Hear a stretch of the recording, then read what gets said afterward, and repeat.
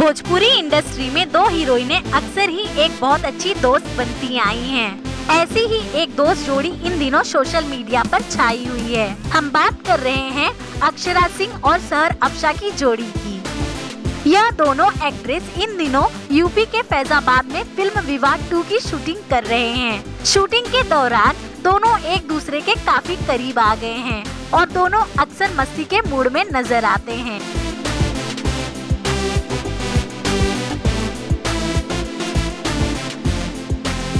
इससे पहले भी अक्षरा सिंह और सहर अफशा की जोड़ी कई बार मस्ती भरे अंदाज में देखी गई है, लेकिन फिल्म के सेट पर यह दोनों एक दूसरे के काफी करीब आ गए हैं और इनकी दोस्ती और गहरी हो गई है।